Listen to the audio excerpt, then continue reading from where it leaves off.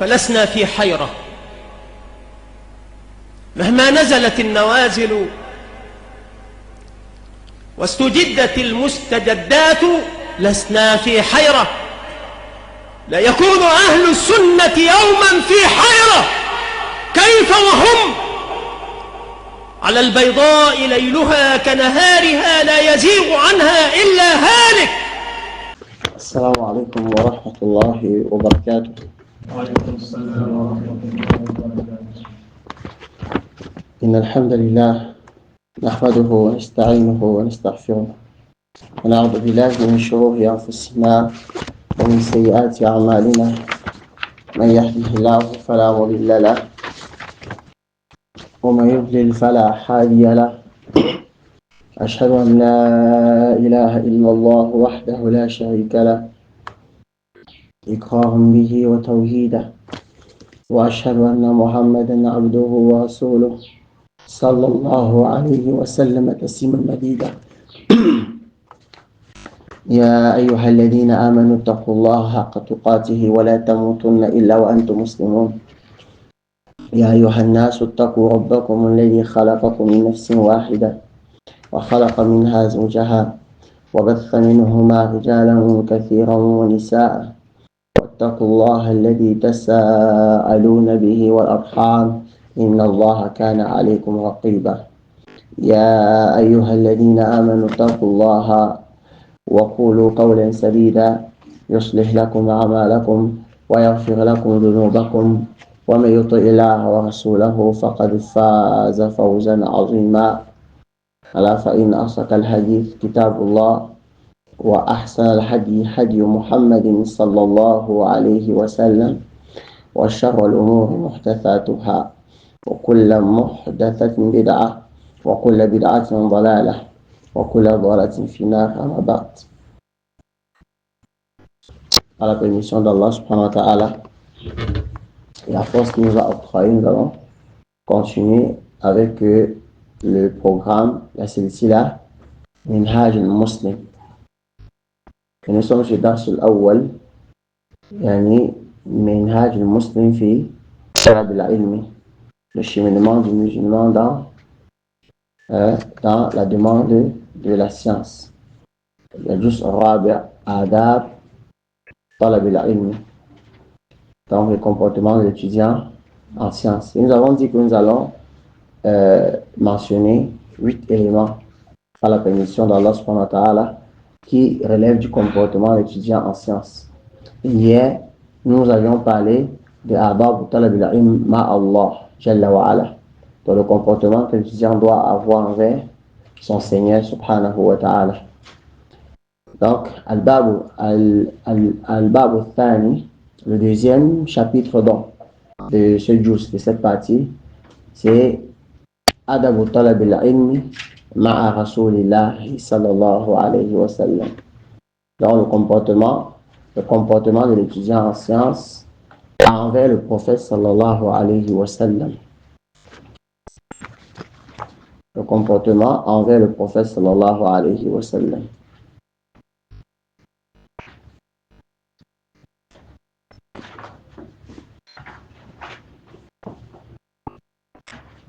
نعم.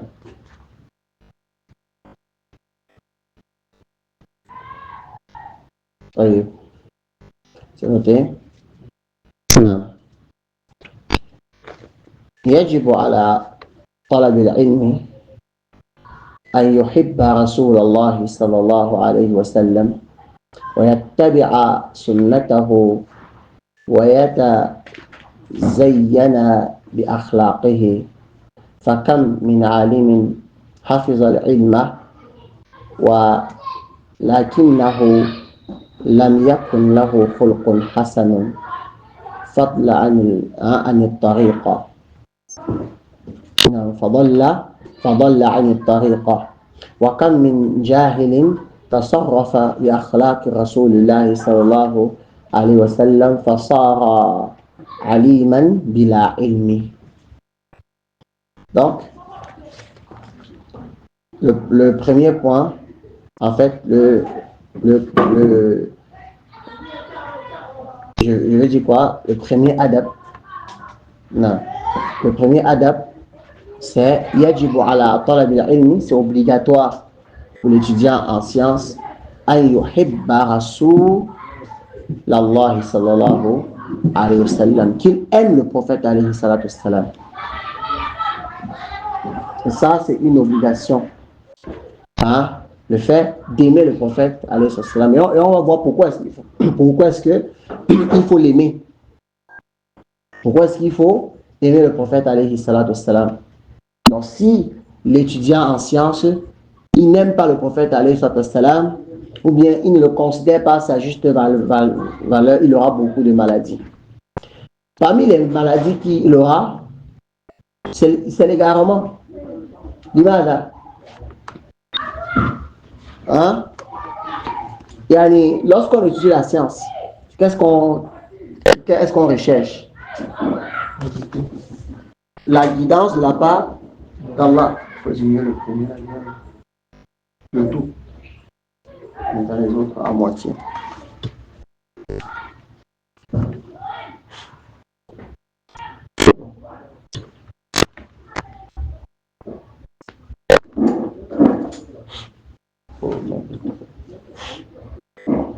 Ça va déranger, on laisse.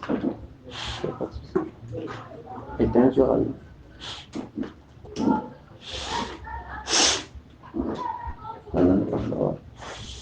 J'étais battu.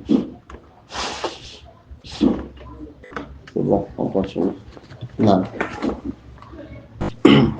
Lorsqu'on étudie la science, c'est pour rechercher quoi? La guidance. Hein? Alors, c'est quoi le lien entre le fait d'aimer le prophète alayhi salam et la science? Allah subhanahu wa ta'ala a dit Qul in kuntum tuhibbuna Allah fattabi'uni yuhibbukum Allah wa yaghfir lakum dhunubakum wallahu ghafurur rahim. Allah subhanahu wa ta'ala a dit dites si vous aimez vraiment Allah. Hein? In kuntum tuhibbuna Allah, si vous aimez véritablement Allah, qu'est-ce que vous faites? Suivez le prophète alayhi salam dans le sens de la parole. Hein? Yaghfir lakum dhunubakum, il va pardonner vos péchés. Alors, quel est l'élément central dans le suivi de quelqu'un? Est-ce qu'on peut suivre quelqu'un qu'on n'aime pas? Là. L'élément central dans le fait de suivre, c'est l'amour. Et le prophète alayhi salam a dit aucun d'entre vous ne sera véritablement croyant jusqu'à ce qu'il ne m'aura aimé plus que les gens de sa tribu ainsi que lui-même et les gens de façon générale. Donc il incombe à l'étudiant en sciences d'aimer le prophète alayhi salam. Et les conséquences de cet amour seront que tu n'auras pas de problème à pratiquer les autres comportements qui vont suivre. Donc tous les autres seront en lien avec l'amour du prophète alayhi salam. J'aimerais clarifier un point. هل محبة رسول الله صلى الله عليه وسلم هي est-ce que le fait d'aimer le prophète alayhi salam, c'est le fait de l'invoquer? Non. Est-ce que c'est dans son maoulout? Là. Est-ce que c'est dans le fait de le diviniser? Le fait de croire qu'il n'est pas mort? Là. Ça ne relève pas de son âme d'amour. Comme certaines personnes aujourd'hui pensent que aimer le prophète, alayhi salam, c'est le fait de fêter son anniversaire. Alors, de façon simple, pour que vous compreniez et qu'on ne tergiverse pas beaucoup, c'est que on aime le prophète, alayhi salam, c'est une obligation du croyant. C'est ça, non? Et c'est un acte d'adoration. Et l'acte d'adoration, il est comment? Il est tawqifi. Donc, on ne peut aimer le prophète alayhi salam que par les voies et moyens qui nous ont été rapportés, que c'est comme ça qu'on doit prouver qu'on l'aime. Et l'amour du prophète alayhi salam aura les conséquences qui vont suivre. Mais à la kulihal, vous devez comprendre que nous croyons que le prophète alayhi salam c'est le messager d'Allah. On ne le dément pas. Ça veut dire on le rend véridique. Mais c'est un serviteur, on ne l'adore pas. Ça, c'est notre croyance. D'accord? Ceux qui pense que aimer le messager, c'est fêter son anniversaire. Quelle que soit la gymnastique des tests qu'ils doivent concasser, décortiquer, est-ce que le prophète sallallahu alayhi wa sallam lui-même a fêté son anniversaire? Il ne l'a jamais fait. C'est pour ça que la science est importante. Celui qui ne connaît pas, combien de nos parents fêtent ce qu'ils appellent le Maouloud? Et ils sont tellement en joie, ils sont tellement fiers qu'ils sont en train de... Je demande toujours que la porte soit fermée. C'est pour nous bloquer les bruits qui viennent dehors. Ça, qu'alors fait. Bloque. Non. Non. Donc, ils sont tellement nombreux parmi nos parents qui fêtent le Maouloud. Et parmi nos frères, ils se disent que c'est une façon d'exprimer son amour pour le prophète alayhi salam. À soi, la question qu'on pose, est-ce que le prophète lui-même a fêté ça? Est-ce qu'on a un compagnon qui a fêté ça? Or, notre religion, on l'apprend d'où? Du prophète alayhi salam et de ses compagnons. Après, tu vas me citer des individus qui ont dit ceci, qui ont dit cela, des individus qui avaient eu à fêter. Ce n'est pas le prophète. Ce ne sont pas les compas, ce ne sont pas les compagnons. Même les tabi'un. À l'époque des tabi'un, on ne connaissait même pas le Maoulid. Le Maoulid est apparu pour la première fois à la 5e génération de l'islam. C'est-à-dire que les 4 premières générations ne savaient même pas qu'il y a quelque chose qu'on appelle le Maoulid. Ce sont les Shia, les Fatimiyoun. C'est eux qui ont apporté ça. Que si les chrétiens fêtent la naissance de Isa, Mohammed sallallahu alayhi wa sallam est plus en droit qu'on fête sa part de naissance. Voilà comment est-ce qu'ils ont raisonné dans la religion d'Allah subhanahu wa ta'ala. Et ils en ont fait une grande fête par laquelle ils espèrent se rapprocher d'Allah subhanahu wa ta'ala. Or, la fête même, c'est un acte d'adoration. Tu ne peux pas seulement te lever, tu crées une fête. Allah subhanahu wa ta'ala a légiféré pour nous des fêtes qui sont pures. Eid al-Adha wa Eid al-Fitr wa Yawm al-Jumu'ah. La fête du sacrifice, la fête de rupture du mois de Ramadan et le jour du vendredi. Allah subhanahu wa ta'ala a légiféré pour nous ces jours de fête. On n'en a plus d'autres dans la religion. Que ce soit la fête des Abwa, la fête des Ummahat, la fête des pères, la fête des mères, la fête des Atofal, la fête des enfants, ou c'est la fête de la jeunesse, et du Shabbat, la fête de la jeunesse, la fête de quoi? Al-Ijtima, l'unité, il y a la fête de ceci. Nous, on n'a pas ça en fait. Nous, on a Eid al-Adha, Eid al-Fitr, Yawm al-Jumu'ah. Le prophète alayhi salam est arrivé auprès d'un peuple qui avait beaucoup de fêtes. Ils avaient beaucoup de fêtes. Mais il a dit aux compagnons qu'Allah vous a remplacé tout ça. Allah vous a remplacé tout ça par 2 fêtes qui sont meilleures. Eid al-Adha ou Eid al-Fitr. Les gens aujourd'hui disent que non, en fait l'anniversaire du prophète alayhi salam, c'est parce qu'on l'aime. Donc, ils vont l'aimer à dépasser Abu Bakr Siddiq, Ibn Abi Quhafa, radiyallahu anhu. Ils vont l'aimer à dépasser ses propres épouses qui n'ont pas fêté son anniversaire. Et il y a même certains parmi les soufis qui ont ajouté des choses. C'est-à-dire, ils ont des célébrations qui font le jour où le prophète est mort. Subhanallah. Ils ont des célébrations. Ils disent qu'aujourd'hui, vraiment, on fait le funérail du prophète alayhi salam. Où est-ce qu'ils ont pris tous ces mots-là?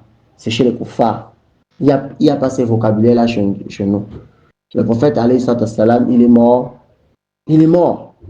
Abu Bakr as-Siddiq, il a dit Man kana ya'budu Muhammad fa inna al-Muhammad qad mat. Et si quelqu'un parmi vous adorait Muhammad, qu'il sache que Muhammad est mort. Man kana ya'budu Allah fa inna Allah hayyun la yamut. Mais celui qui adore Allah, il sait qu'Allah est vivant. Il ne meurt jamais. Non. Dans ces affaires d'anniversaire de la mort, subhanallah, le prophète sallallahu alayhi wa sallam devait même nous montrer ça en fêtant même le jour de la naissance même d'Ibrahim alayhi salam. Non, mais ça n'a jamais existé. Allah subhanahu wa ta'ala a même voulu pour nous que nous ne connaissions même pas la date exacte de la naissance du prophète alayhi salam. Il y a une grande divergence. Les savants sont déjà d'accord pour le mois. Hein? Mais le jour, il y a une grande divergence. Et tout ça, pourquoi est-ce qu'Allah SWT, il nous a caché ça? Hein? C'est pourquoi on ne fouille pas dedans. Les gens ont fouillé, disent que c'est le 12. C'est le 12, donc le 12 là, nous on va faire le Maulid. Subhanallah. Et on voit aussi, là je profite pour parler de cela, des musulmans qui célèbrent leurs anniversaires. Ils célèbrent leurs anniversaires. Ils mettent en statut, c'est mon HPD, c'est mon machin truc. Hein? Non, hein, c'est mon jour. C'est-à-dire Allah a créé le jour, il en a fait sa part. Il dit aujourd'hui c'est mon jour. Le jour d'Allah est devenu son jour. Hein, les princesses sont nées aujourd'hui. Ça c'est le mois des rois. Ça c'est le mois.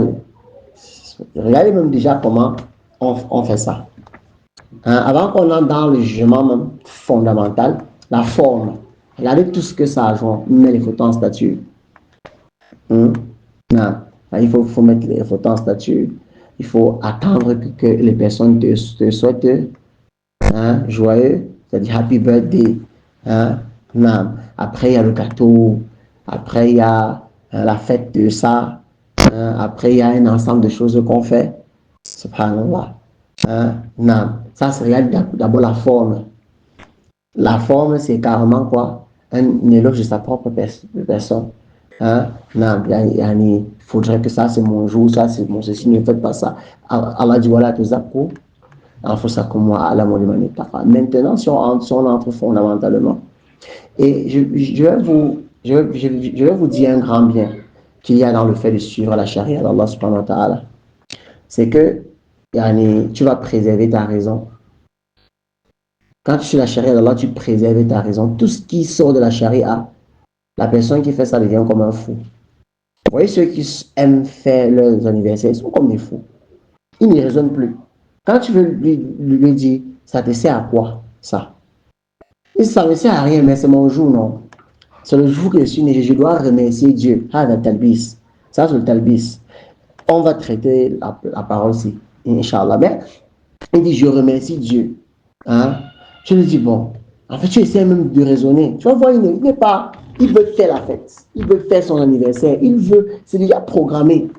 C'est pour ça qu'il faut rester dans la charia d'Allah. Allah subhanahu wa ta'ala dit ثُمَّ جَعَلْنَاكَ عَلَى شَرِيعَةٍ مِنَ الْأَمْرِ فَاتَّبِعْهَا. Combien d'enfants les musulmans pensent qu'il n'y a pas de problème à l'anniversaire? Ils sont nombreux. Vous voyez que sur vos statuts là, ils sont nombreux. Limada, parce qu'ils n'ont pas compris ce verset. Regardez, je prends un simple truc. Est-ce que l'anniversaire était connu du prophète sallallahu alayhi wa sallam? Est-ce qu'il y a un seul hadith où les compagnons ont fêté leur anniversaire, organisé une célébration? Il n'y en a pas. Mais maintenant, qu'est-ce qu'il faut pour le musulman pour raisonner comme nous raisonnons aussi?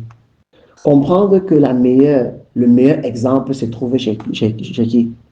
Le message d'Allah. S'il ne comprend pas ça, après que tu vas lui citer que le prophète ne faisait pas ça, il va dire et pourquoi toi tu prends le taxi? C'est comme ça.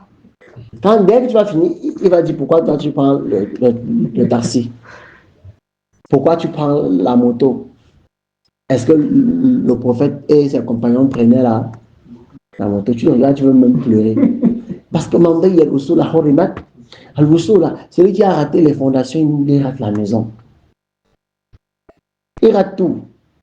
Pourquoi il ne sait pas que vous en avez traité deux sujets différents? Lui, il est dans les affaires au mois de Niaoui, là où il y a la parole du prophète Sallam qui a dit par rapport à votre dunya, vous êtes les plus connaisseurs. Là, c'est notre dunya. Maintenant, il veut mettre l'anniversaire dedans, alors que c'est lui qui a dit que l'anniversaire, il veut remercier qui? Et pour remercier Dieu, ça devient quoi? Un acte d'adoration. C'est lui qui a dit non, que je veux remercier Dieu. Donc ça devient ibada. On va plus traiter ça pareil que la moto et le taxi.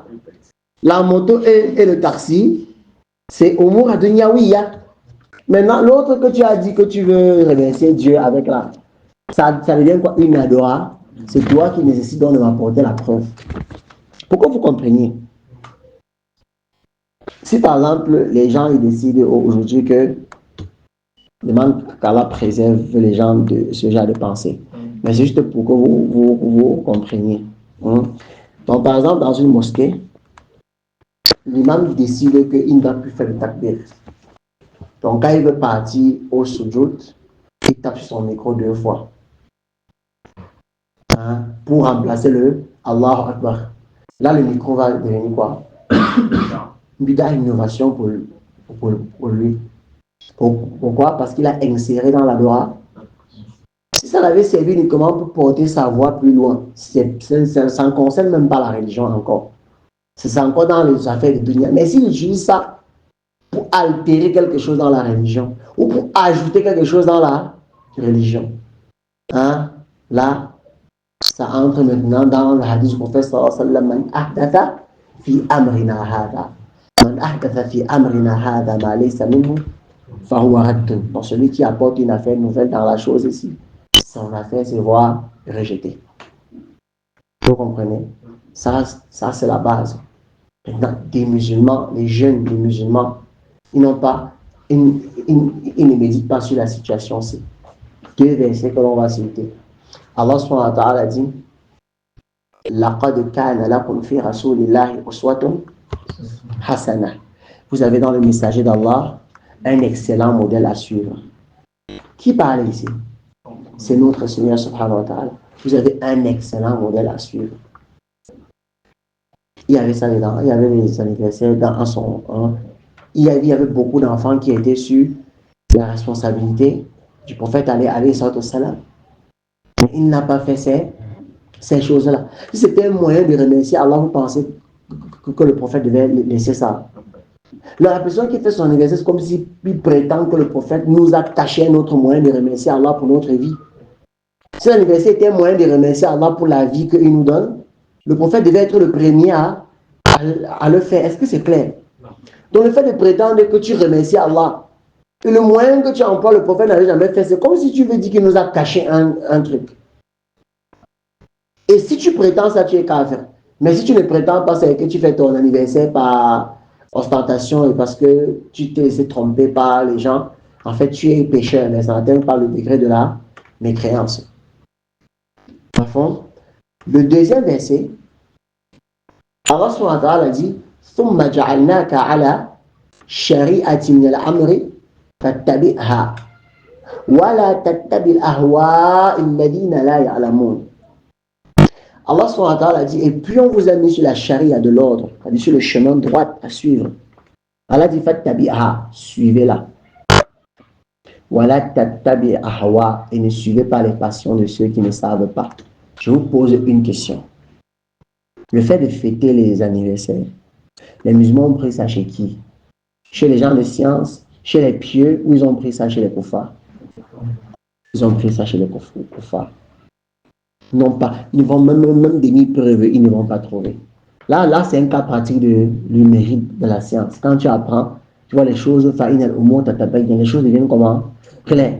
C'est que tu parviens à comprendre par la permission d'Allah, en quelques minutes comme ça, une personne, il faudrait que tu lui prêches même une année pour qu'il laisse de célébrer les anniversaires. Parce que toutes les bases constituent, il n'a pas ça. Toutes les bases constituent, il n'a pas ça. Le prophète sallallahu alayhi wa sallam, qu'est-ce qu'il a dit? Man tashabbaha biqawm fahuwa minhum. Celui qui imite un peuple, il fait partie d'eux.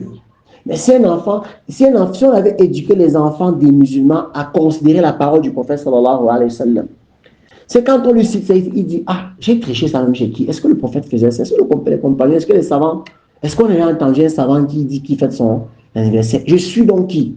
Je suis les gens des sciences, je suis le prophète, ou bien je suis en train de suivre les passions de ceux qui ne savent, parce que les chrétiens ne savent pas. Je vous apporte donc la preuve qu'ils ne savent pas. Je prends le sujet de ce qu'on est en train de traiter ici. Ok, ils te disent quoi? Que tu as un an de plus. Ça s'est fait. Ça, c'est le moi. Il ne faut pas qu'on dise que c'est moi qui dis ça. Il dit que non, un an de plus, ça s'est fait. Si nous les racontons des choses, vous voulez vivre comme au 14e siècle. Nous sommes au 21e siècle. Ok, commençons ça. Un an de plus, ça s'est fait. Pourquoi on dit qu'ils ne savent pas? N'est-ce pas que connaissent pas que c'est venu dans le hadith de Aba Abdurrahman. Hein? Après que la personne s'est formée, on lui faut mayor saluilehi malak. C'est-à-dire, quand l'enfant est déjà, il a atteint le stade, ce qu'on appelle en français le fœtus, en arabe, al-mudra. Quand il a atteint le stade de al-mudra, on lui envoie quoi?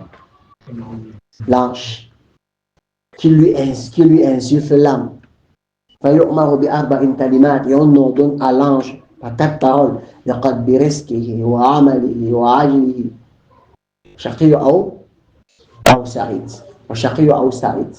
on lui écrit sa vie, c'est au nombre de temps qu'il va vivre. Alors pourquoi je vous dis qu'ils ne connaissent pas? En fait, celui qui est en train de célébrer son anniversaire, islamiquement, ce n'est pas admis. Pourquoi? Parce qu'il se peut que c'est ta dernière année. Et comment tu es sûr qu'Allah t'a pardonné tes péchés jusqu'à ce que l'année avance et tu es fier? Il se peut que ce soit ta dernière année sur la terre, tu ne sais pas. Puisque nous restons entre la crainte et l'espoir. Eux là, ils n'ont que l'espoir parce que quelqu'un est mort sur la croix pour leur péché. Vous savez, ils s'en foutent, ils savent qu'ils ne meurent pas au paradis. Hein? Et même ceux qui pensent qu'ils ont fait du mal. Vous allez voir, ils disent, on va mourir, on va devenir poussière, ou bien même si on est puni, ce ne sera pas grave. C'est comme Allah subhanahu wa ta'ala a dit par rapport à eux, وَقَالُوا لَن تَمَسَّنَا النَّارِ إِلَّا أَيَّامًا مَعْدُودًا قُلْ أَتَّخَذْتُمْ عِندَ اللَّهِ أَحْدًا فَلَنْ يُخْلِفَ اللَّهُ أَحْدًا أَمْ تَقُولُونَ عَلَى اللَّهِ مَا لَا تَعْلَمُونَ. Ils disent qu'on ne va entrer au feu qu'un coup instant. L'enfer que les musulmans disent là, c'est un passage. On ne va pas. Allah dit, vous allez signer un contrat avec Allah. C'est comme si là, vous allez signer le contrat qui ne va pas vous mettre au feu éternellement. Parce que si vous avez fait un contrat avec Allah, Allah respecte ses engagements. Ou bien êtes-vous plutôt en train de parler sur Allah sans science? Et c'est ça qu'ils sont en train de faire. Parce que eux là, ils vivent avec l'espoir. Les chrétiens vivent rien qu'avec l'espoir. Vous allez voir, ils n'ont pas peur de l'enfer. Pour eux, donne ta vie à Jésus-Christ. Dès que tu as donné là, tu peux zinaïr, tu peux faire tout ce que tu veux, tu peux voler, tu peux faire tout ce que tu veux. Quand c'est trop beaucoup, tu viens voir le prêtre, tu diminues un peu, il te pardonne encore et tu fonces. Voilà comment eux ils vivent. C'est ce qu'ils appellent la confession. Non, tu ne peux pas te placer, mon père, j'ai péché. Tu commences à raconter ta vie, tu racontes, après il dit mon fils, j'étais pardonné. Et il sort, il dit que je me sens libre. Voilà pourquoi eux, ils fêtent leurs anniversaires. Parce que, en fait, eux, ils ne pensent pas qu'il y a l'enfer. Ils ne pensent même pas qu'il y a le tauba qui doit être accepté. Pour eux, automatiquement, dès que tu dis que j'accepte Jésus-Christ comme Seigneur et machin, truc là, directement, tu ne peux plus entrer en enfer. Maintenant, vous les suivez dans ça. Est-ce que là, ça, c'est pas raisonnable. Est-ce que vous comprenez? Donc, c'est que la personne suit vraiment les gens qui se sont trompés. Parce que eux là, la majorité même, ils se disent que tout se vit, le paradis c'est ici-bas. Et ils le disent même, que tout se paye ici-bas et tout se vit ici-bas. C'est pour ça que leur grand objectif, c'est de vivre le plus longtemps possible. C'est pour ça, en fait, eux, ils n'ont pas toutes ces croyances que vous avez. Qu'il se peut que ce soit notre dernier coup ici. Eux, ils n'ont pas ça, ils n'ont pas cette crainte-là. Pour eux, le paradis, c'est bien ici qu'ils sont en train de vivre. Maintenant, la question que je vous pose. Quand je vous dis donc que, quand Allah subhanahu wa ta'ala a dit que voilà, ça ne s'applique pas ici. Ne suivez pas les passions de ceux qui ne savent. On comprend déjà qu'eux-mêmes qui ont institué ça, ils ne connaissent pas. Deuxième des choses par rapport à la question de l'anniversaire. Je parle de ça parce que j'ai reçu une question et j'ai profité de ce cours-ci pour pouvoir étayer ça. La deuxième des choses qu'il faut savoir par rapport à la mas'ala des anniversaires,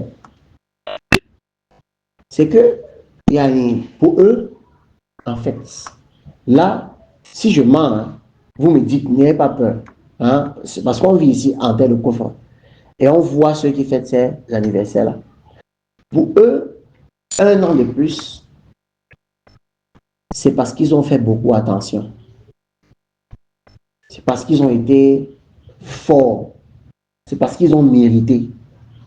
C'est pour ça qu'ils fêtent. Et leurs propos en témoignent. Je vais vous donner l'exemple des propos qu'eux disent. Ils vous disent que, hein, c'est-à-dire, pour le fait qu'ils ont eu 1 an de plus, ce n'est pas donné à n'importe qui. Ce n'est pas donné à n'importe qui 1 an de plus. Et ils sont persuadés, comme ils ont eu 1 an de plus, là, ils en auront encore. Donc, pour eux, c'est je vais dire quoi? C'est un combat qu'ils ont gagné parce qu'ils ont fait attention durant l'année pour ne pas mourir. Je me suis trompé. Si vous observez, vous allez voir que c'est comme ça qu'eux, ils considèrent la fête. Est-ce que nous, l'on pense qu'on vit de par notre capacité? Là. Chaque instant qu'on vit de façon supplémentaire, c'est Allah subhanahu wa ta'ala qui nous a accordé cela. Et nos jeunes frères, ça c'est, lorsqu'on vous dit qu'il y a des risques réels dans ces madaris arabiens, les gens ils ne comprennent pas. Nos enfants ont appris ça dans les lycées et les collèges. C'est là-bas qu'ils ont appris, en côtoyant les mécréants. Ils ont appris qu'il y a l'anniversaire que l'on fête. Par contre, la troisième des choses, c'est que, en fait, cet anniversaire, je pense qu'on l'a déjà dit, ça représente quoi? Le fait d'imiter les koufars. Ça montre l'alliance aux mécréants. La quatrième des choses, c'est que l'anniversaire même, c'est un manque de respect vis-à-vis d'Allah subhanahu wa ta'ala. Je vais vous dire pourquoi. La personne manque de respect à Allah subhanahu wa ta'ala. Ibada. L'anniversaire, c'est anniversaire. C'est-à-dire, c'est l'année qu'on célèbre. D'accord? Prenons leur phrase. Là, ils disent que pour le souffle de vie, il faut en être reconnaissant. Kalimatul haq.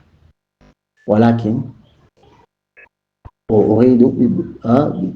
Biha. Batil. Ils veulent pas cela quoi?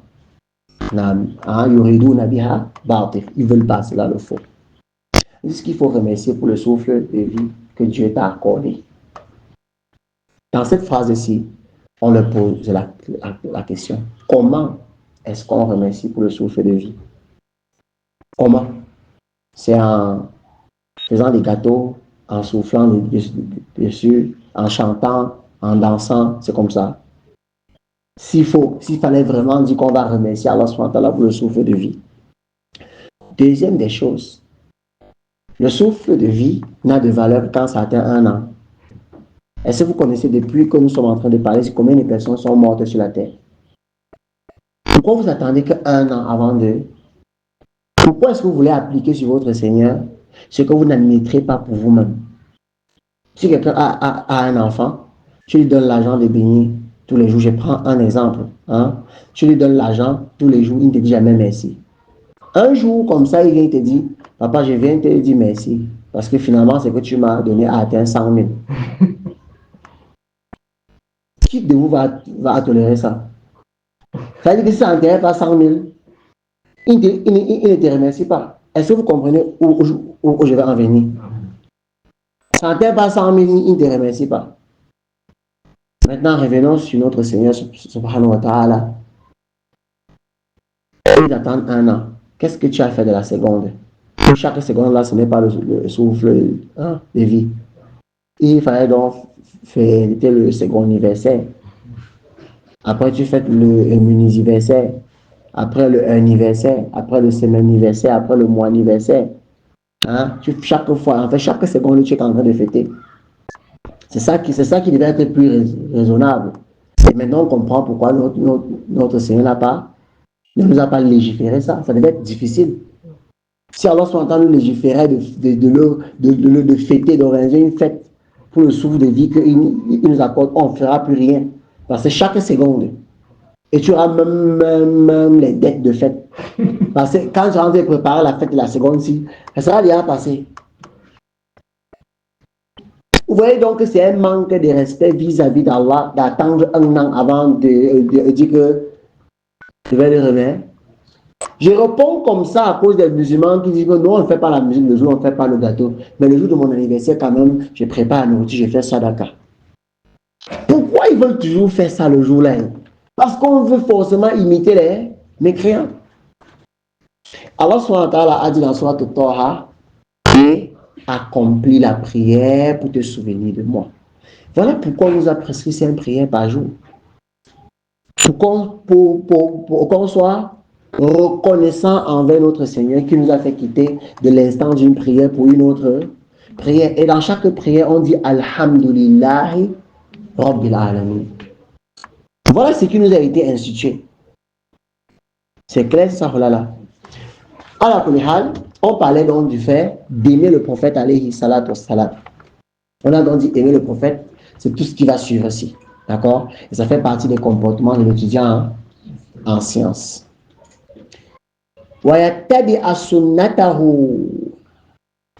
L'étudiant en sciences doit donc suivre la sunna du prophète alayhi salatu wassalam. Justement, je vous ai dit, ce sont les conséquences de l'amour. Si tu aimes le prophète alayhi salatu wassalam, tu vas suivre sa sunna. Dans fond, vous voyez même, il y a l'habitude de Bani Adam, c'est comme ça. Bani Adam, s'il aime quelqu'un, il veut faire comme lui. C'est pour ça que comment est-ce qu'on fait pour savoir que entre le père et la mère, l'enfant aime qui le plus? C'est pas le comportement de l'enfant. Quand on voit il fait comme son père, c'est que l'enfant, s'il aime son père, il aime son père plus que sa mère. Si on voit il veut faire que comme sa mère, on dit que il aime sa mère plus que. Ce sont des exemples pour qu'on comprenne. Non. C'est pour ça que si vous voyez quelqu'un a du mal à se cramponner à la sunna du prophète alayhi salatu wassalam, c'est qu'il a des différences dans l'amour du prophète alayhi salatu wassalam. On doit suivre sa sunna. L'étudiant en sciences ne doit donc pas cheminer sur une autre voie, ce n'est la voie de la sunna du prophète alayhi salatu wassalam.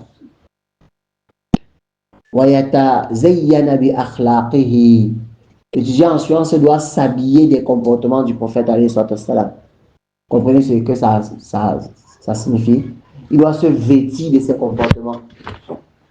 Les preuves de ceci, les preuves du fait de suivre la sunna du prophète alayhi salatu wassalam, Allah subhanahu wa ta'ala dit wa in tuti'uhu tahtadu.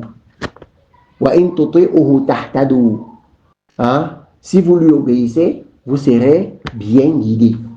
Et Allah subhanahu wa ta'ala dit wa ma ataakum rasulu fakhudhu wa ma nahakum anhu fantahu.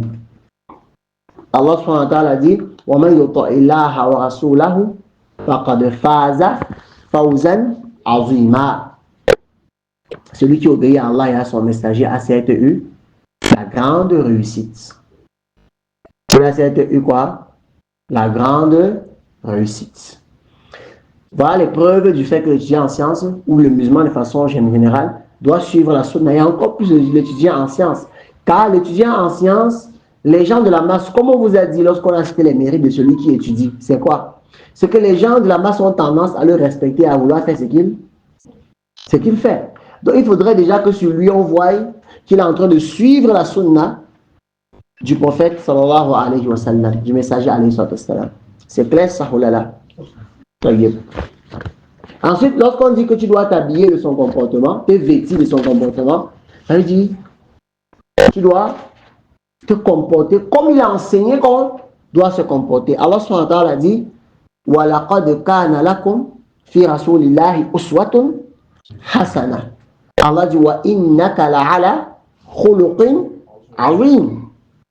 Par rapport au prophète alayhi salam, j'ai cité ces deux versets. Allah dit wa laqad kana lakum, vous avez certes dans le messager d'Allah un excellent modèle à suivre. Un excellent modèle à suivre. Non. Et Allah Azza wa Jal dit encore wa innaka, parlant de qui?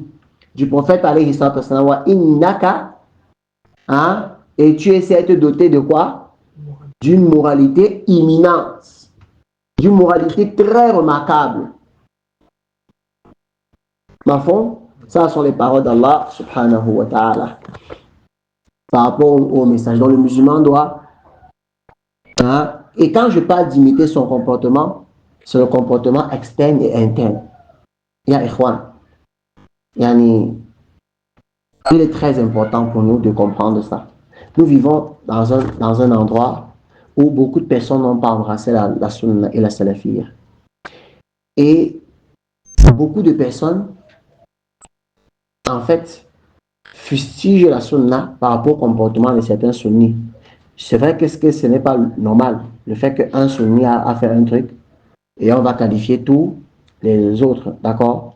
Mais likulli makani maqal. Likulli makani maqal. Dans chaque lieu, il y a ce qu'on dit. Et dans chaque lieu, il y a sa situation. C'est ça qu'on appelle la sagesse. Savoir mettre chaque chose à sa place. Il faut convaincre les gens à venir à la sunna de par même les comportements.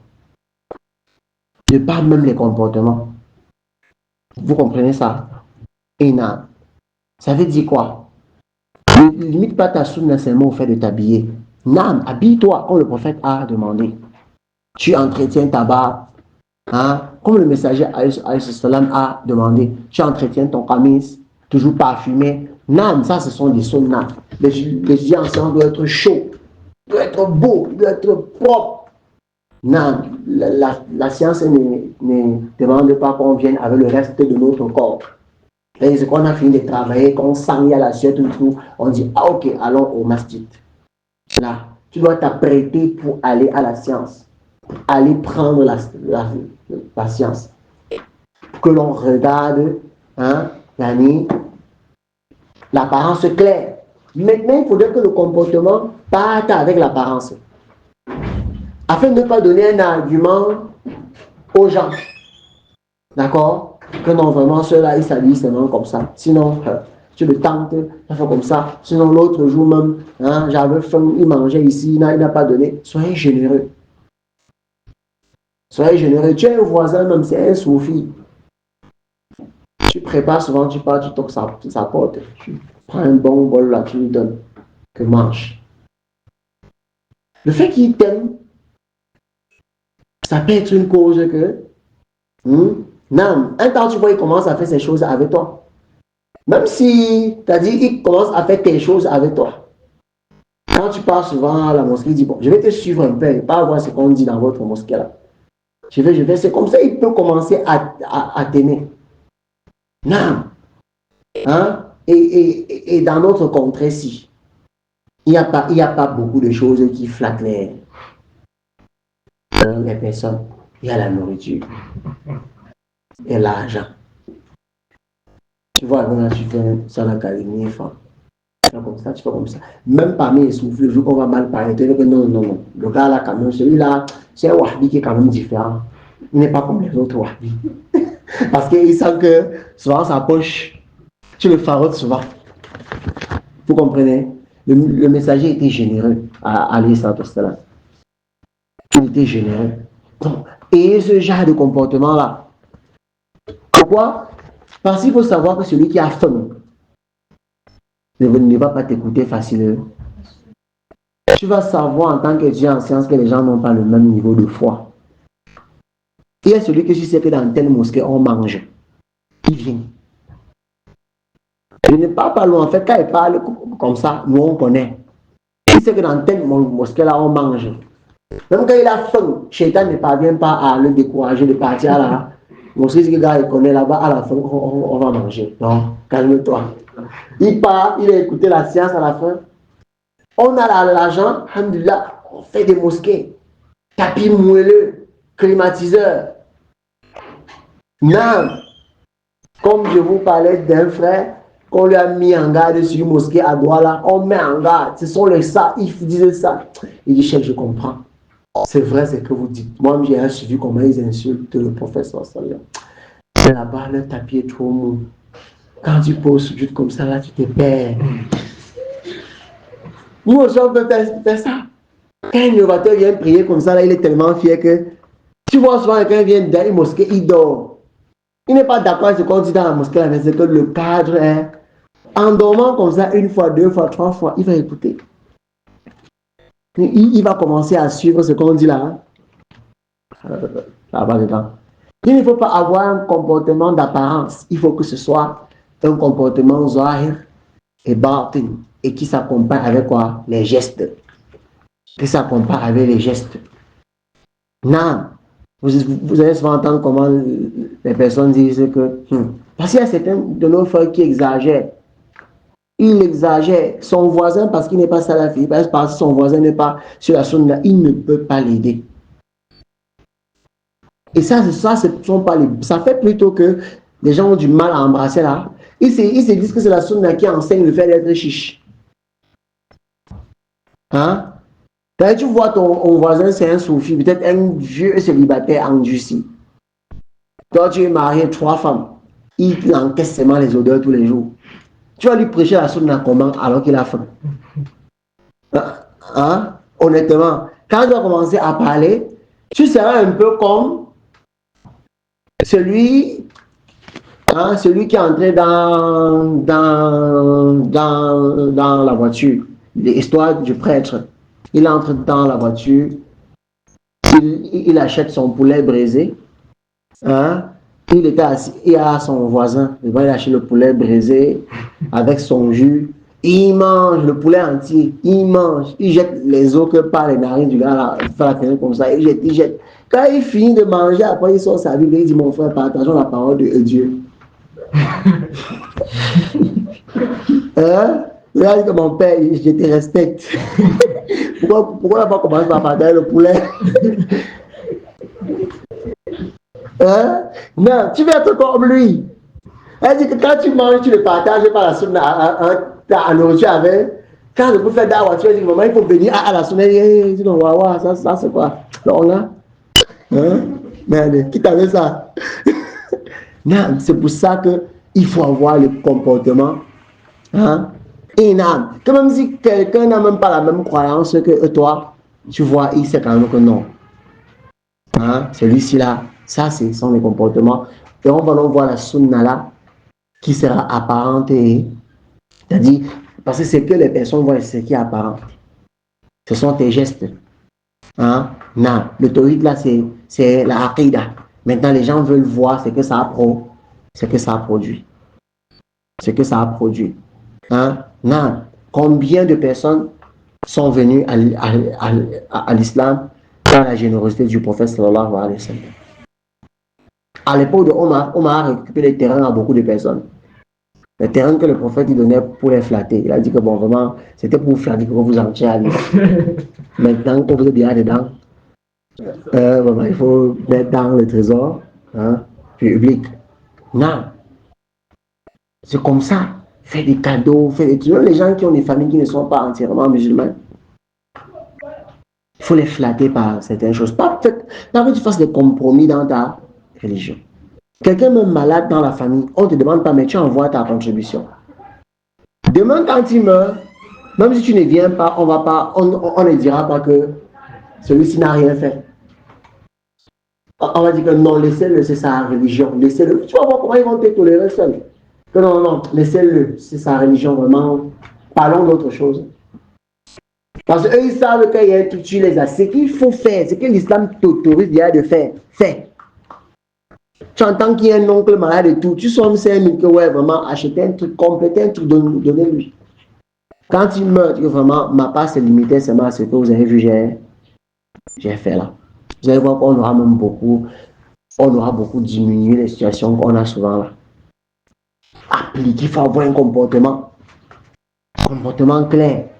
Il ne faut pas voir les gens qui ne sont pas sur la sunna, c'est-à-dire les musulmans qui ne sont pas à la sunna comme si ce sont les habitants de l'enfer. Parce que tu ne connais pas sur quoi lui va mourir. Tu ne connais pas sur quoi toi tu vas. Tant que quelqu'un est en vie, il y a de l'espoir. Tant que quelqu'un est en vie, il y a de l'espoir. Il y a des frères qui ont tellement appris la aqidah qu'ils voient maintenant même les koufars que comme les Boko Haram voient les koufars. Ils voient c'est qu'une tête à couper. Non. Nous, on les voit plutôt comme des gens qu'il faut qu'on appelle à l'islam. C'est avec l'œil là qu'on les regarde. L'œil de la pitié, que celui-ci meurt dans cet état, qu'est-ce qu'il va dire? Qu'est-ce qu'il va faire? Il ne pourra rien faire. C'est comme ça que tu le regardes. Et c'est donc comme ça que ça c'est le fait de t'habiller avec le comportement du prophète. Pour que la science que tu apprends là, les gens aiment donc se rapprocher de toi pour écouter. Est-ce que vous comprenez? Parce que si tu fais fuir le prophète sallallahu, Allah Azza wa Jalla a dit par rapport à lui quoi? Que si tu étais rude, au cœur dur, tu aurais fait que il s'enfuit. C'est parce qu'il était doux. Il savait quand être doux. Imaginez-vous un peu un kafir qui ne nuit pas à l'islam physiquement, c'est-à-dire ouvertement. Parce que tout ça, ils ne seront jamais satisfaits de nous. Mais il y en a qui n'est pas satisfait, mais il ne te nuit pas. Mais tu veux lui parler, tu commences par dire, oh toi le mécréant. Les savants, on me dit, on ne fait pas da'wa à un chrétien en l'appelant kafir. Ça peut le faire si c'est un chrétien qui est prêt à t'écouter. Tu n'apportes pas les mots qui vont... Hein, vraiment, tu es un bois de l'enfer, donc ça, il va t'écouter. Non. Alors que c'est même un kafir qui est comment avec toi. C'est-à-dire lui, même si ce que tu fais, ça ne lui plaît pas, lui, il ne te combat. Celui-là, tu l'appelles avec douceur. Tu l'appelles avec douceur. Tu le flattes. De temps en temps, je vous avais pris un exemple ici, que si on s'engageait dans tous nos quartiers, on demande qu'Allah nous accorde les moyens. Tous les gars qui au quartier, vous les faites les dons des sarons. Au bout de 10 ans, on aura tout un quartier qui porte le saillon, alors que ce ne sont pas tous des musulmans. Même si ce ne sont pas tous des musulmans, ça ajoute une autre force. Quand même, on va voir que les musulmans sont devenus nombreux dans le quartier là. Et ce sera plus facile pour les jeunes du quartier de se convertir. Parce qu'ils ont déjà adopté un certain rythme que le parent même sait que bon, l'enfant aime même les musulmans depuis, vraiment. Les musulmans depuis même petit, ils s'habillent comme on leur fait les cadeaux. Quand il est chaud, tu dis il te reste que la mosquée. Il te reste que venir à la mosquée pour tout compléter. Au bout d'un moment donné, tu vois comment c'est comme ça qu'on doit faire. C'est aussi une façon de faire la da'wah. Faire les cadeaux comme le prophète alayhi salam. Pas pour leur plaire, mais pour faire comment? Pour les appeler à l'islam. Donc, est-ce que vous avez compris ce premier point? Tu dois alors aimer le prophète alayhi salam. Et quand on dit aimer, c'est aimer plus que ta propre personne. Et c'est cet amour-là qui fait que tu vas privilégier. Chaque fois qu'on va te citer, quand la Rasulullah, ton cœur va se tranquilliser. Vous comprenez? Dès qu'on va dire le prophète a dit et que la chaîne de transmission est authentique, alayhi salam, ton cœur va se tranquilliser. Allah subhanahu wa ta'ala dit Innama kana qawla al-mu'minun. Qawla al-mu'minin. Idha du'u ila Allah wa ila rasul liyahkuma baynahum. An yaqulu sami'na wa ata'na. La parole des croyants, lorsqu'on leur appelle à Allah et à son messager, pour juger entre eux, ce qu'ils disent, on a entendu, on a obéi. Ce sera une affaire facile à toi, à mon Yassine. Ce sera facile à toi, parce que tu aimes le prophète alayhi salam. Qu'est-ce que les salafs, qu'est-ce qu'ils disent? Ézère, s'il vous vient, hadith sahih, fa'ahwa madhabakum, c'est votre madhab. Et l'imam Shafi'i a dit, si vous arrive le hadith authentique, sachez que fa'ahwa madhabi. Sachez que c'est mon madhab. C'est comme ça. Suivre le prophète alayhi salatu wassalam et te vêtir donc de son comportement. Et ça, c'est dans le chapitre de la da'wah. Si tu as un mauvais comportement, il faut savoir aussi, le mauvais comportement, et c'est que la religion a dit que c'est le mauvais. Si tu te comportes bien envers les gens comme la religion a demandé, eux ils voient que c'est le mauvais comportement, tu changes. Non, parce qu'il ne faut pas aussi. J'ai bien dit que bien se comporter avec eux, ce n'est pas faire des compromis. Vous allez voir des musulmans, ils organisent Noël chez eux. Peut-être que vous n'avez pas vu, mais moi j'en ai déjà vu. Des musulmans qui organisent Noël chez eux. Ils disent qu'il faut, si on ne fait pas comme ça, on va faire la da'wah au Koufa, comment? Ils organisent Noël. Subhanallah. C'est ça le bon comportement. Quand tu parles que vous avez le mauvais comportement, c'est pour ça que subhanallah. On lui pose la question, depuis que tu travailles dans ton service et que tu fais Noël là, combien se sont convertis? Tu ne fais que soulever la colère de ton Seigneur parce que tu veux sacrifier parce que tu veux satisfaire les créatures. D'autres même, il fait la fête de sacrifice. Il invite les koufars, ses collègues et tout ça. Quand ils arrivent, il dit, bon, moi je bois pas la bière, mais vous buvez, vous donnez pas un coin là-bas boire parce que nous, c'est étonnant, peut-être pour certains parmi vous, ne dites pas des choses que j'ai vues de mes propres yeux. Pour vous, c'est peut-être étonnant comment un musulman peut faire ce genre de choses. Et pour lui, il pense que c'est le bon comportement. Non. Le bon comportement, c'est dans ce qui est comment? Permis. C'est dans ce qui est permis, ce n'est pas dans ce qui est interdit. C'est clair? Et non. Alors, voici donc une phrase. Le but de son écrit, il a voulu que nous méditions dessus. Et pour comprendre la situation qui nous entoure. فكم من عالم حفظ العلم ولكنه لم يكن له خلق حسن فضل عن الطريق. Combien de gens qui ont la science, combien de personnes qui ont mémorisé la science, mais ils ne sont pas vêtus des comportements de la science. Cela a favorisé quoi? Cela a favorisé qu'ils s'égarent. Ça a favorisé qu'ils s'égarent. Ça a été la cause de leur égarement. Ça, c'est la première partie de mon propos. Combien de personnes qui ont eu la science, nous ont beaucoup mémorisé, mais ils n'ont pas pris la méthodologie, le comportement du prophète alayhi salam dans l'étude de la science, dans la dispensation de la science, se sont égarés. وَكَمْ مِنْ جَاهِلٍ تصرف بالأخلاق رسول الله صلى الله عليه وسلم فصار عالما بلا علم. Et combien d'ignorants se sont concentrés à avoir le comportement du prophète alayhi salam et les gens les ont pris pour savants alors qu'ils n'ont pas de science. Ça doit attirer notre attention. Est-ce que vous comprenez la phrase ici? Beaucoup de personnes n'étudient pas la aqidah. Ils se concentrent seulement à avoir quoi? Le comportement. Et les gens le considèrent comme étant un savant alors qu'il n'a pas de science. Alors toi, l'étudiant en science, qu'est-ce que tu dois faire? T'habiller du comportement là. Parce que tu vois que ça a l'effet sur les gens. Les gens qui ont le comportement sans science, les gens aiment être à côté d'eux. Vous voyez un peu? Parce qu'il s'est concentré seulement sur le comportement. Et les gens l'ont élevé au statut de savant alors qu'il n'a pas de science. Et c'est comme ça qu'ils font pour avoir les musulmans. Uniquement avec le comportement. Alors que la aqidah c'est zéro. Mais ne les critiquons pas en pensant qu'il faut mettre le comportement de quoi? Critiquons-les en savant, en sachant, c'est ça, en savant? Ah, c'est de façon en connaissant. Non. En connaissant que le fait d'apprendre le comportement du prophète alayhi salam, c'est quelque chose qui nous incombe. Car Allah dit, laqad kana lakum fi rasulillah uswatun hasana. Vous avez dans le messager d'Allah un excellent modèle à suivre. Maintenant, on joue à ça la science. D'accord? Est-ce que c'est compris? Okay. ويجب عليه أن لا يتبع أحدا عمي إلى رسول الله صلى الله عليه وسلم فإذا جاءه نص صحيح منه صار هذا النص هو سبيله ومناره. Alors, parmi les comportements, ici, c'est encore deux comportements. C'est que il n'est pas permis à l'étudiant en sciences de suivre aveuglement quiconque sauf le prophète alayhi salam.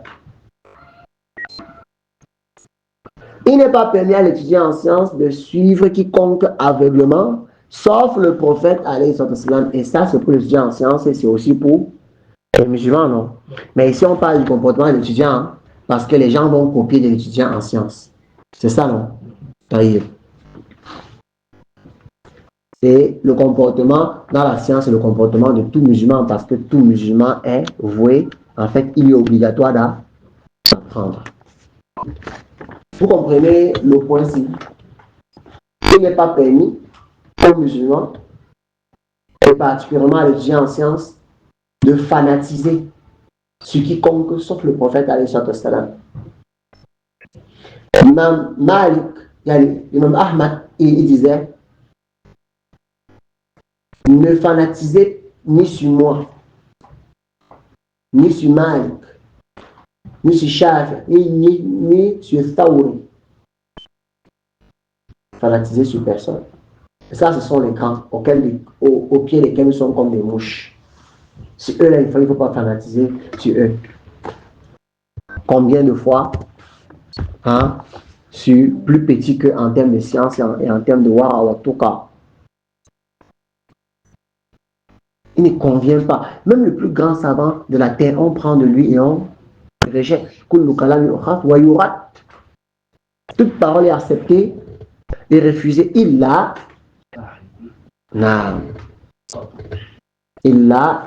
Kalam sahib al-qabr, had al-qabr, sauf le compagnon de celui qui est dans la tombe, c'est ça ce que Malik avait dit. Rahimahullah. Il a dit que sauf celui qui est dans la tombe, c'est parlant de qui? Du prophète sallallahu alayhi wa sallam. C'est lui seul qu'on ne refuse par ses paroles. Sinon, toutes les autres personnes, on accepte et on refuse. On accepte et on refuse. C'est pour ça que l'étudiant en sciences ne reconnaît pas la vérité parce que c'est un tel qui a dit. Mais il reconnaît un tel par la vérité qu'il prononce. Vous avez cerné la différence? Nous ne connaissons pas la vérité par les gens, mais on connaît les gens par la vérité. Ça veut dire que quelqu'un ne va pas venir dire c'est parce que le chercheur Al-Fawzan a dit que c'est la Hujja. Et vous voyez que c'est la maladie qui est en train d'accabrer les salafioun ici au Cameroun. Un sujet que les savants ont divergé, quelqu'un vient, il te dit, on avait traité ça depuis. Hein, le Cheikh Al-Mous avait déjà parlé. Je suis là où tu es là, tu es que dans le net. Subhanallah. Qu'est-ce que ça signifie? Quand un savant a parlé, tu recherches quoi dedans? La preuve qu'il a apporté. Ok, je vous prends un exemple. Je vous prends un exemple palpable. J'ai donné un cours un jour ici où on parlait du téléphone portable. Le téléphone portable, est-ce que le mari peut suivre le téléphone portable ou fouiller le téléphone portable de son épouse? Alors, une sœur m'a envoyé la parole du Cheikh Abdelaziz Farhan Al-Ainizi. Là, il a dit que ce n'est pas permis. Non. Et moi, avant ça, j'avais écouté le détail que le Cheikh Al-Fawzan a apporté par rapport à ce sujet. Alors, je lui ai dit, si on commence à balancer les fatwas, je balance, tu balances, je balance, tu balances, on va donner l'impression que les savants et que l'islam se contredit. Mais la solution est simple. Le Cheikh, il a apporté quel dalil? Il faut qu'on étudie ça. Elle me dit que non, il n'a pas apporté le projet, là, c'est menti. C'est un savant, les gens de la sunna. Alhamdulillah, on le connaît pour ses efforts dans la sunna. ولكن كلامه الباطل والحق في قلوبنا أعظم. Il dit que c'est un savant, naam. Et s'il fallait regarder les gens sur la terre qui peuvent lasser sa chaussure, même dans le top 1 milliard, je n'en ferais pas partie. Mais la parole du Cheikh Saleh Al-Fawzan, la preuve qu'il a apportée,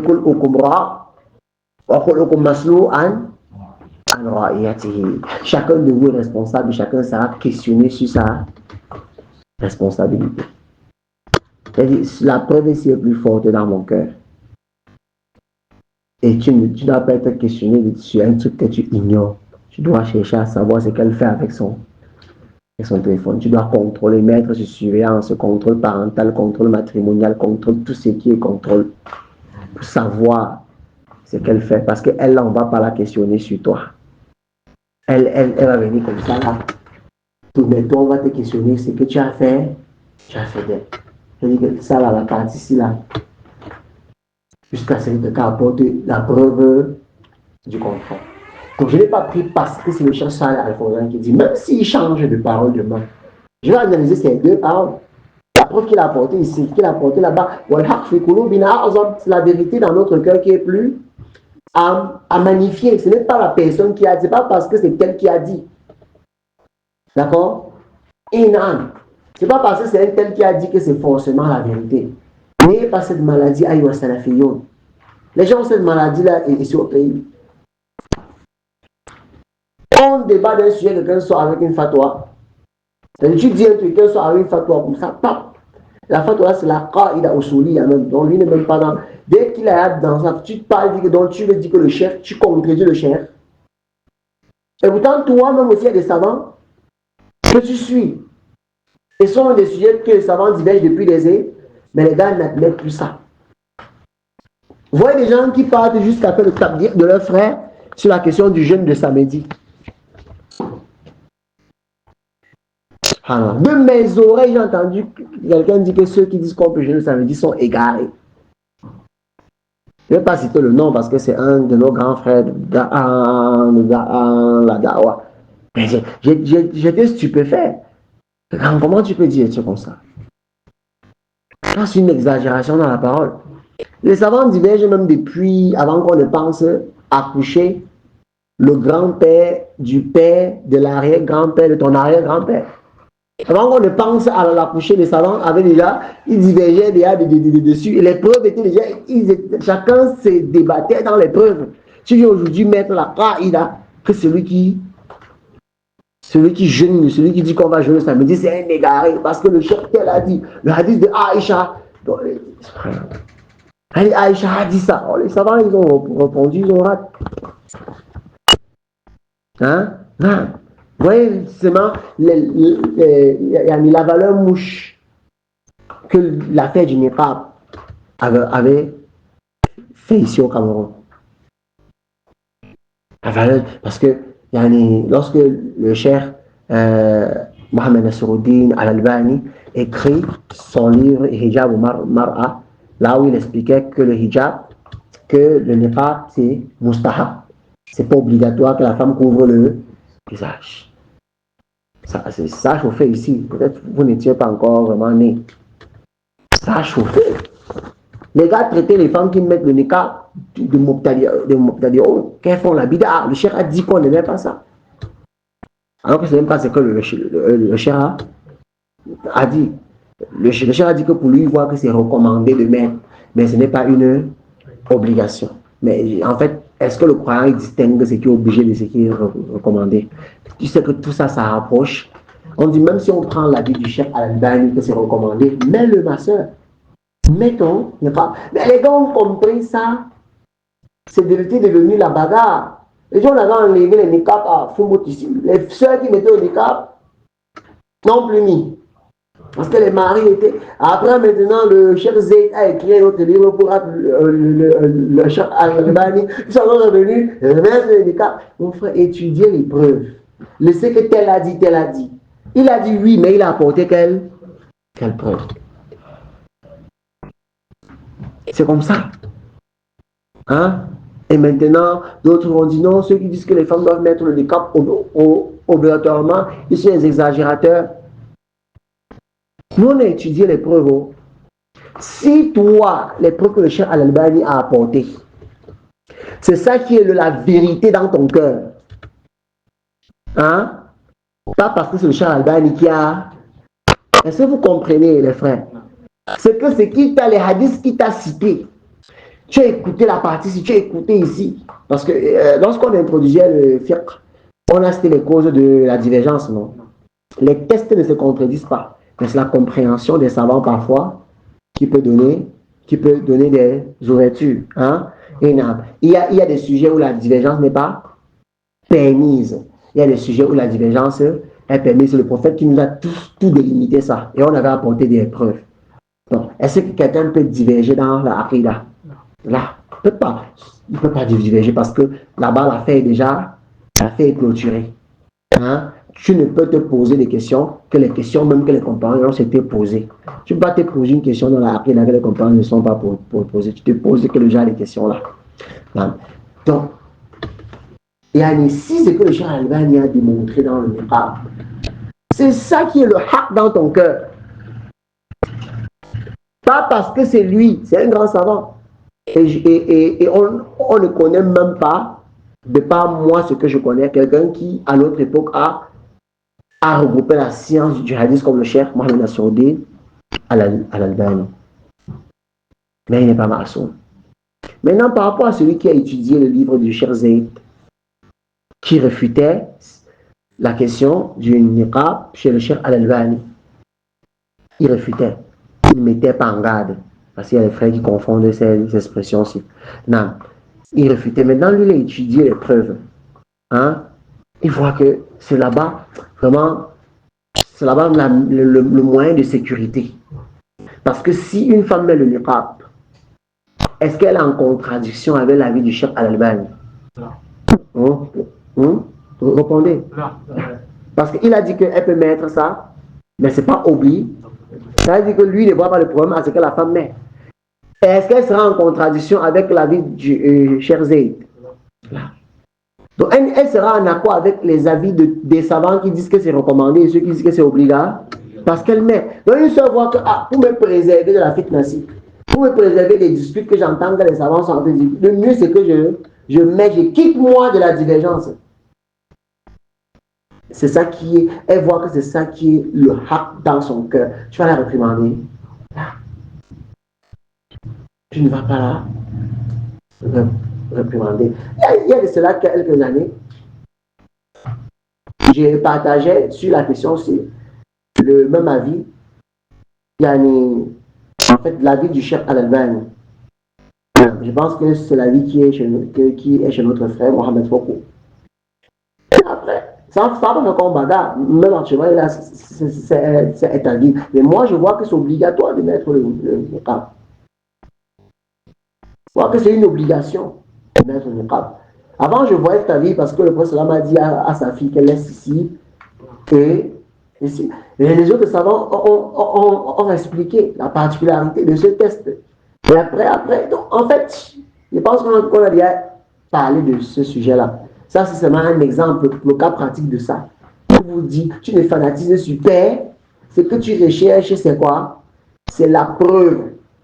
L'imam Ahmad, dans Usul al-Sunnah, il a dit Usul al-Sunnati indana, التمسك بما كان عليه أصحاب رسول الله صلى الله عليه وسلم والاقتداء بهم وترك بدعة وكل بدعة فهي ضلالة وكل فهي وترك الخصومات والمراء في الدين والسنة عندنا آثار رسول الله صلى الله عليه وسلم وليس في سنة قياس.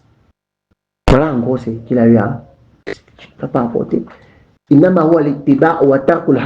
que tu suives seulement et que tu délaisses quoi? Tu délaisses les passions. C'est comme ça que l'affaire là se passe. Vous comprenez? Non. Donc, ce n'est pas que, comme tel cheikh a dit, non, ne sois pas comme ça. C'est l'éducation qui manque à beaucoup de nos frères. C'est la fillon. Ils ont pris les propos des savants pour la preuve en elle-même. Or, qu'est-ce que les savants disent? Leurs propos ne sont pas des preuves. Mais leurs propos viennent plutôt pour apporter les preuves. Est-ce que c'est clair chez vous? Non. Donc, il convient donc que la personne ne fanatise sur personne. Si on a dit que ton oustaz a fait une erreur, que la vérité soit dans ton cœur plus aimé que ton enseignant. Ne commence pas seulement à parler. Non, tu parles sur lui que tu es qui? Tu connais les efforts qu'il fait. Tu connais même. Hey, fais attention là. Là, la vérité dans notre cœur est plus. Il faut rien faire. Non, il en peut comment. Il est encore sorti. Il sort seulement et on fait.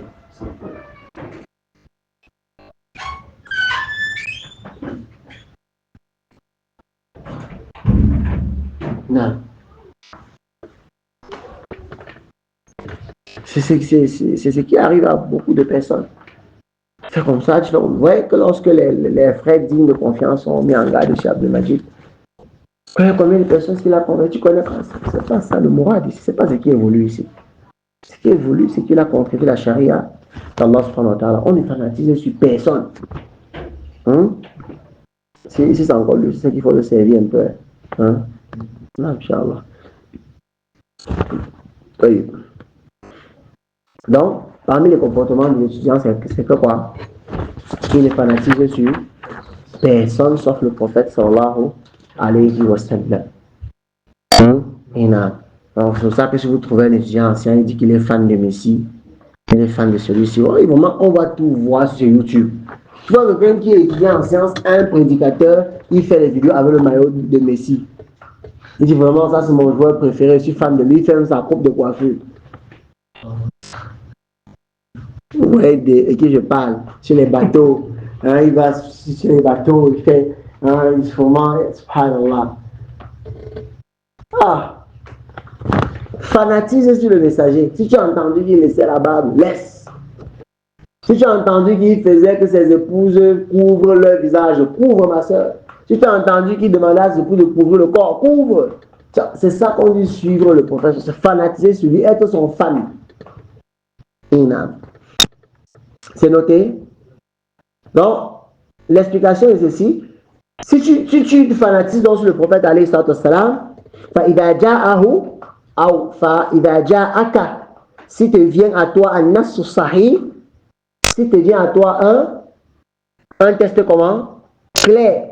Bon, ici je parlais à la troisième personne parlant des étudiants en sciences. فإذا جاءه نص صحيح منه صار هذا النص هو سبيل ومنهاجه أو ومناره. Donc l'étudiant en sciences qui se cramponne à ce avec quoi est venu le prophète sallallahu alayhi wa sallam, ce qui se passe avec lui en fait, c'est que chaque fois qu'on va lui apporter un test authentique, le test va devenir automatiquement quoi? Sa voix ainsi que sa lumière. Sa voix est ce qui va éclairer son passage avec. Automatiquement. Et chacun de nous doit donc questionner son cœur. Comment est-ce que mon cœur reçoit quand on dit le prophète a dit? Tu imagines un peu que tu as publié un truc que c'est une erreur. Tu as dit une parole qui est fausse. Un frère vient et dit, tu as dit ça, mais le prophète a dit, questionne un peu ton cœur. Qu'est-ce que ton cœur? Si ton cœur vraiment dit, pourquoi on a fait ça? Et tu te soumets, alhamdulillah, si tu continues comme ça, Inch'Allah, tu seras parmi les gens de bien. Quand j'ai quelqu'un dit, quand le prophète a dit, vous si là, vous faites donc, tout pour vous c'est Qala Allah, Qala Allah. Quand j'ai écouté un truc au Pakistan, des soufis pakistanais, ça m'a plu. J'étais fier. J'ai même ri seul. On m'a demandé dedans que tu ris de. Je ne sais même pas, j'étais seulement fier. J'ai seulement dit fait de poisson braisé, on mange. Vraiment, j'étais fier. Comment? Je suis un soufi, il dit, parce qu'au Pakistan, qu'Allah protège nos frères. Au Pakistan, on arrête les salafis actuellement pour les emprisonner. Il y a beaucoup de salafis en prison. Ça, ton crime, il est salafi. C'est le gouvernement qui a décrété ça. Donc, on peut au tribunal, on le juge salafi et on l'emprisonne. Voyez le bienfait qu'Allah nous a comblé. Tu as dit que tu es salafi, personne n'est derrière toi. Là-bas, on dit ton crime, c'est que tu es salafi. Ce sont les talibans. Ce qu'on appelle les talibans, c'est eux qui ont le pouvoir actuellement. Et les talibans sont les soufis. Maintenant, le président, là, il a donné les caractéristiques pour reconnaître un salafi. Et ça, il était fier. Il dit, par exemple, si vous voyez un salafi, arrêtez-le pour qu'on l'emprisonne. Il dit, parmi les caractéristiques, quand tu lui parles, il va dire où est le dalil. Il dit que, sache qu'il est salafi, il y a 25%. il dit que tu vois quelqu'un que tu lui parles, il dit, où est le dalil? C'est qu'il est salafi à 25%. Et tu entends quelqu'un dire bida, ça c'est la bida, ça c'est la bida. Salafi, 50%. 50%. Voilà les caractéristiques que sur les vols, les attrape. Non. Après, il dit si tu vois une personne, il dit que c'est le tawhid, il faut adorer Allah seul. Il a dit ça. Il faut adorer Allah seul, sans associer. Il refuse qu'on adore toutes nos tombes. Et tout ça, Salafi 75%. Il dit 75%. Après, si tu l'entends, il dit qu'on ne s'allie pas avec les gens du faux. Tu entends les mots Walla, Walbara, Salafi 100% appelle la police. J'ai été fier que donc, ils connaissent même que c'est ça notre religion. Hein? Non, si on t'arrête pour ça, alhamdoulilah, hein? Beaucoup de nos savants ils sont morts en prison. Hein? Non, le Cheikh al-Islam, Ibn Taymiyyah, il est mort en prison. L'imam al-Barbahari, il est mort étant caché. C'est une personne qui a fait sa janaza. Le grand imam qui a écrit Charles Sunna, il est mort étant caché. On a appelé quelques personnes comme ça, il est mort, c'est caché. On a fait sa janaza. Non, donc tu ne seras pas le premier. Il faut être salafi dans toutes choses, même dans ce que les salafs ont subi. Ne sois pas seulement salaf quand c'est bon. Tu es un salafi, sois salafi dans tout. C'est qui t'arrive, tu fonces. Hein? C'est qui t'arrive, tu fonces seulement. Non. Donc, Allah soutient nos frères du côté là. Tu vois, on voit le casier de quelqu'un, on écrit là-bas crime, salafi. Son crime, c'est qu'il est salafi. C'est étonnant, non? Mais c'est ça, il est en prison parce qu'il est salafi. Et tu vois, il ne veut pas sortir. Non, il dit que non, ça va, il cale en prison. Et ils ne savent pas c'est quoi. C'est qu'ils sont en train de donner une force aux salafis, ils sont en train de les regrouper eux tous au même endroit. Parce que imagine si tu es en prison, tu es le seul salafi, tu peux déprimer. Moi, tu es avec tous tes frères, vous continuez vos douces, vous continuez toute votre vie là-bas, hein? Votre vie, il n'y a pas de souci. Hein? Non, maintenant, c'est parce qu'ils mettent que les hommes, ils laissent les femmes. Maintenant, je vais bien former vos femmes, ne vont pas accepter qu'on les. Eux qui vont finir aussi par envoyer les femmes car en prison. Alhamdulillah, on vit là-bas, on fait les enfants là-bas et on avance. Non. Hein? Car les soutiennent. Donc, c'est un peu ça qu'eux, ils connaissent la définition de c'est quoi un salafi. Non. ومن أدب طلب العلم مع النبي صلى الله عليه وسلم أن يحترم كلامه ويجتنب تحريف كلامه أو التسخيف فيه ويسعى لتعليمه ونشر سنته بلا تحرف أو تقليد. Donc, parmi les comportements de l'étudiant en sciences envers le prophète sallallahu alayhi wa sallam, c'est qu'il a le respect pour les paroles du prophète alayhi wa sallam et il évite de les déformer et de les banaliser. Il évite de les déformer, c'est-à-dire les déformer et de détruire leur sens. Il prend garde quant au fait de déformer les propos du prophète sallallahu alayhi wa sallam. C'est quoi la solution pour ne pas déformer les propos du prophète sallallahu alayhi wa sallam? C'est de rechercher quoi? Comment les salafs ont expliqué la parole là. Donc, parmi les comportements de l'étudiant en sciences, c'est quoi? Non. Il doit respecter les paroles du prophète sallallahu alayhi wa sallam. Il doit s'écarter en yashtaniba tahrifa kalamihi. Il doit s'écarter du fait de déformer les paroles du prophète alayhi wa sallam. Ou bien de banaliser ses propos. En fait, de les simplifier, non? Il fait comme si ça n'a pas, ce sont des propos qui n'ont pas d'importance.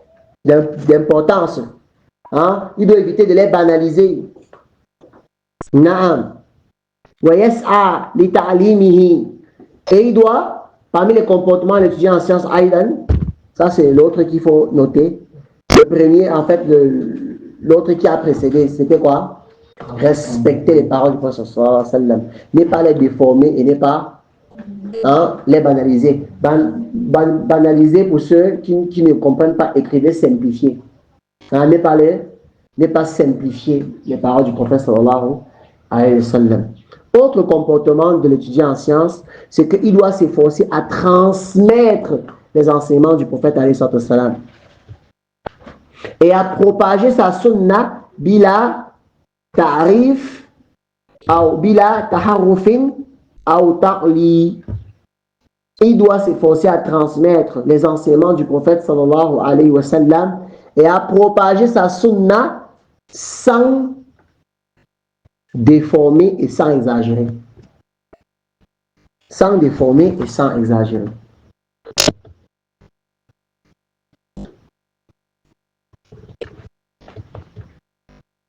Sans déformer et sans exagérer. C'est noté?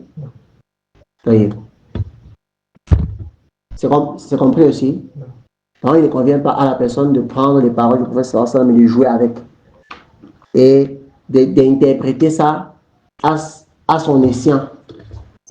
D'interpréter d'une façon qui contredit la voix des salafs.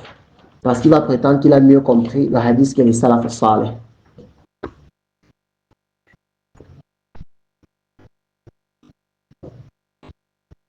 Non. C'est bon? ومن أدبه معه أيضا أن يحقق حق أصحابه ويتبع منهجهم في فهم النصوص فهم جملة ممن نقلوا لنا الدين وفهموه بالصحيح. Donc ça fait aussi partie des comportements de l'étudiant en sciences qu'il donne le droit des compagnons du prophète sallallahu alayhi wa sallam et qui les suivent dans leur méthodologie, dans la compréhension des tests. Je répète, ça fait partie du comportement de l'étudiant en sciences qu'il fasse comment? Qu'il donne le droit des compagnons. Le droit des compagnons du prophète sallallahu alayhi wa sallam. Et qui suivent leur méthodologie dans la compréhension des tests. Donc, ils suivent leur manière de comprendre les tests.